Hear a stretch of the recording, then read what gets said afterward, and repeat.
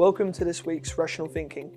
My name is George and I'll be taking you through this week's events, where primarily we'll be looking at the UK economy continuing to struggle amid no-deal Brexit fears.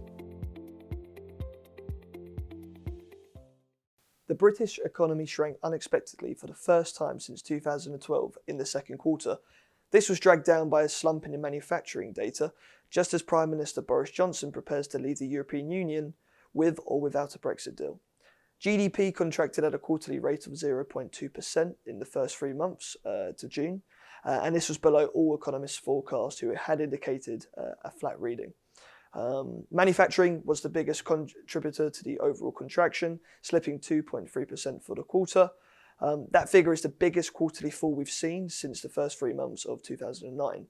Outside of the GDP figures, we had Jeremy Corbyn come out and say that he will be calling for a vote of no confidence as soon as the Parliament returns from its summer recess on September the 3rd. This is in an attempt to block a no-deal Brexit, and he said that he would do everything in his power to stop a no-deal exit from the European Union.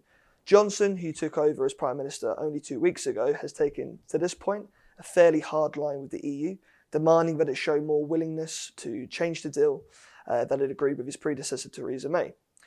His insistence that Britain is boosting preparations to leave without a no-deal has only increased fears within the market, and as a result we've seen the pound tumble, and this has prompted some lawmakers to suspect that a no-deal is actually his ultimate goal.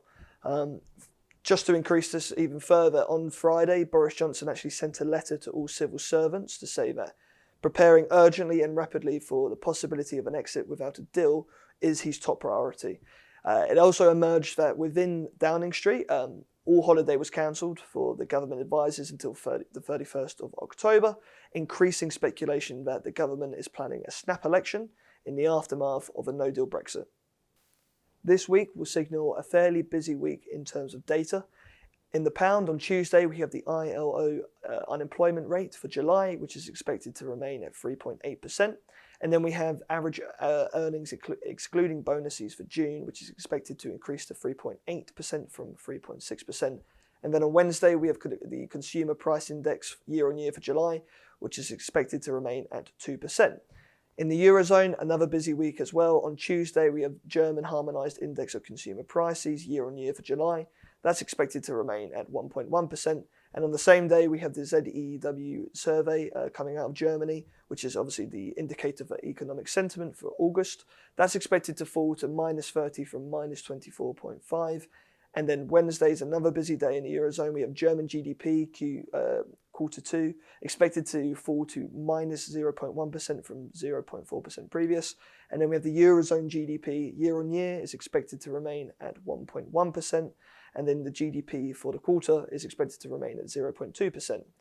Finally, in the US, on Tuesday, we have consumer price index year on year for July, expected to remain at 2.1%. We then have the consumer price index for month on month, which is expected to fall to 0.2% from 0.3%. On Thursday, we then have the retail sales control group for July, expected to fall to 0.3% from 0.7%.